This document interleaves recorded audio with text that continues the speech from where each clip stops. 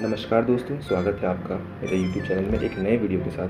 आज मैं आपको बताऊंगा कि छत्तीसगढ़ लाइनमैन की जो 1500 वैकेंसी निकली है उसके लिए सिलेक्शन प्रोसेस क्या होगा, चयन प्रक्रिया क्या होगी और किस तरह से मेरिट लिस्ट बनेगी। तो पूरे वीडियो को ध्यान से लास्ट तक देखें। तो बिना किसी देरी के चलिए शुरू करते हैं। तो मैं लाइनमैन के ऑफिशियल नोटिफिकेशन पे आ गया हूँ। इसका जो नंबर 10 है वो हमें बताएगा कि सिलेक्शन किस तरह से होगा। इसमें सबसे पहला जो है पैराग्राफ है वो बता रहा है कि जो भी उम्मीदवार है उसके कक्षा 10वीं में जो भी अंक आए हैं उसके 70% से कैलकुलेशन किया जाएगा उसके मेरिट लिस्ट के मार्क्स का। तो बहुत सारे लोगों का डाउट था कि क्या 70% है, मेरा 80% होगा कि नहीं होगा। तो आपका जो भी परसेंट है वो मैटर नहीं करेगा। मैटर ये करेगा कि आपके मार्क्स कितने अधिक हैं। जैसे यहाँ पे बोला आपके 10th के मार्क्स का 70%। तो अगर कोई लड़का है वो उसने क्या किया है 70% मार्क्स लाया है, ठीक है। उसने कितना लाया है 70% मार्क्स लाया है। तो 70% का 70% कितना होगा, तो 70% का 70% हो जाएगा 49 मार्क्स, ठीक है।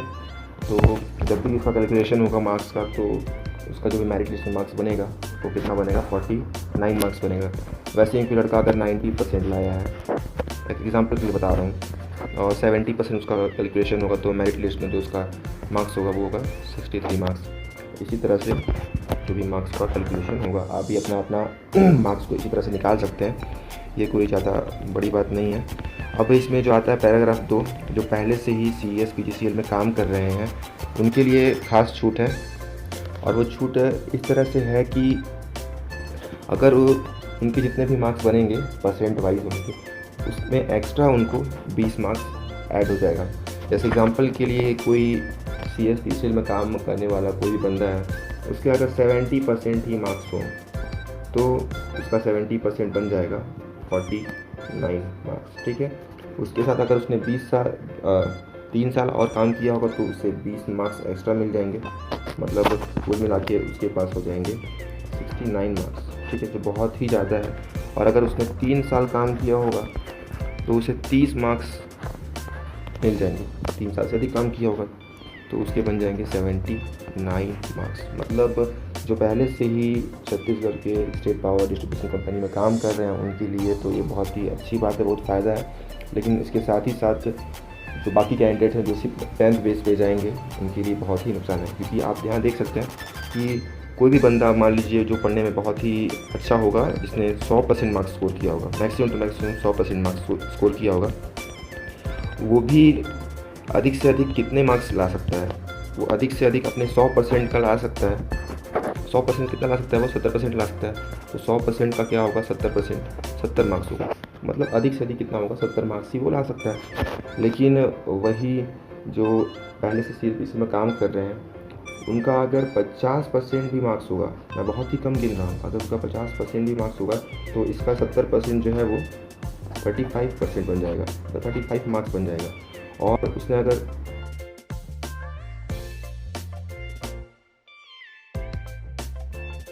मिल जाएंगे तो 65 मार्क्स उसके ऐसे बन जाएंगे। तो आप देख सकते हैं एक पोस्ट जहाँ 100% वाला बंदा है और एक पोस्ट 50% वाला बंदा है, दोनों के मार्क्स में ज़्यादा अंतर नहीं है। मैं तो ये बहुत कम गिन रहा हूँ 50%, ऐसा तो होता नहीं है।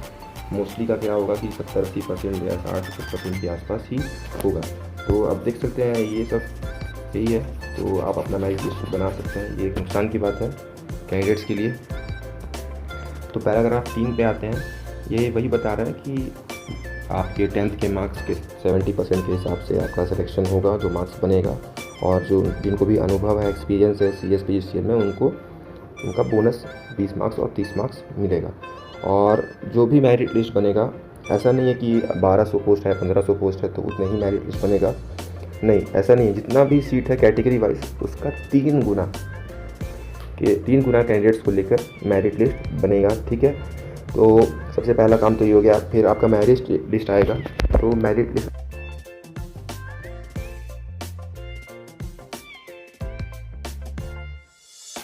आज और आपके 10th के मार्क्स को चेक किया जाएगा, ठीक है। उसके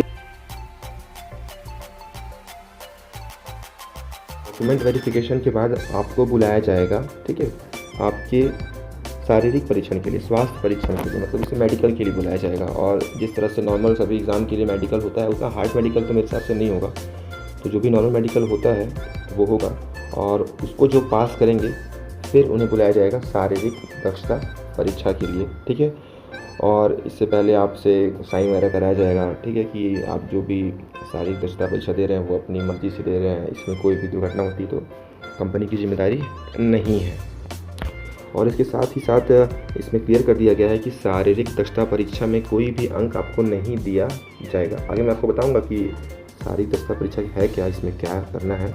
तो इसके लिए कोई भी अंक नहीं दिया जाएगा। आपका जो भी अंक रहेगा वो आपने जो शुरू में टेंथ के मार्क्स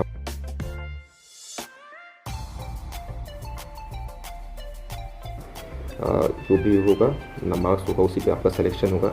लेकिन इन सभी स्टेज को पास करना आपको ज़रूरी है। सबसे पहला हो गया डॉक्यूमेंट वेरिफिकेशन, और सेकंड हो गया आपका मेडिकल टेस्ट, और थर्ड हो गया आपका फिज़िकल टेस्ट, ठीक है। अब मैं आपको बताऊंगा फिज़िकल टेस्ट में क्या करना है, ठीक है। तो आपको मेन सिलेक्शन के लिए इन तीनों ही प्रोसेस को पार करना ज़रूरी है, लेकिन इसके लिए आपके लिए कोई मार्क्स जोड़ा नहीं जाएगा। तो अब हम आ गए हैं पैराग्राफ 7 में इसका। तो इसमें कहा है कि जो भी फिजिकल एग्जामिनेशन है वो कॉम्प्लीमेंट्री है, बस आपको उसमें पास होना ज़रूरी है, उसके लिए कोई मार्क्स नहीं मिलेगा। और फिजिकल एग्जामिनेशन में आपको क्या क्या करना है, तो सबसे पहले इसमें है कि 20 मिनट में आपको बिना सीढ़ी के 13 मीटर ऊँचे खंभे पे, मतलब पोल पे चढ़ने का एग्ज़ाम देना है। और अगला जो बोलता है वो 15 मिनट में 25 किलोग्राम की बोरी उठाकर आधा किलोमीटर चलने का आपको परीक्षा देना है। तो मुझे नहीं लगता कि ये कुछ कठिन है। अगर आप प्रैक्टिस करते हैं रेगुलर एग्ज़ाम देने से पहले तो आप आराम से 13 मीटर ऊँचे पोल पे चढ़ सकते हैं अपने शरीर को मेंटेन रखकर। और 25 किलोग्राम बोरी वाला बात जो है वो तो आप इजीली कर सकते हैं अगर आप एग्ज़ाम से पहले प्रैक्टिस वगैरह कर।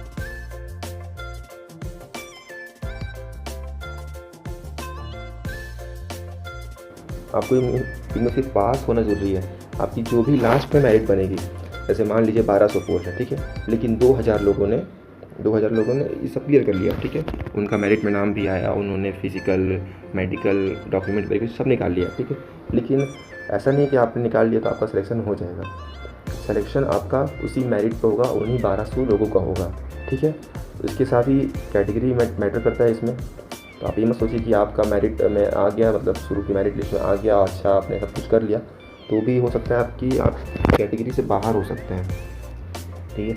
और इसके साथ ही साथ जनरल वालों के लिए एक और दिक्कत है कि जो भी CS PGCL के कर्मचारी हैं उनको जो भी बोनस मार्क्स मिलेगा तो उसके हेल्प से क्या हो जाएंगे, वो डायरेक्टली टॉप में आ जाएंगे। और टॉप में वो जनरल का जो सीट है, UR का जो सीट है, उसमें उनका नाम होगा, भले वो किसी भी कैटेगरी के होंगे। तो जनरल के उम्मीदवारों के लिए और दिक्कत की बात है।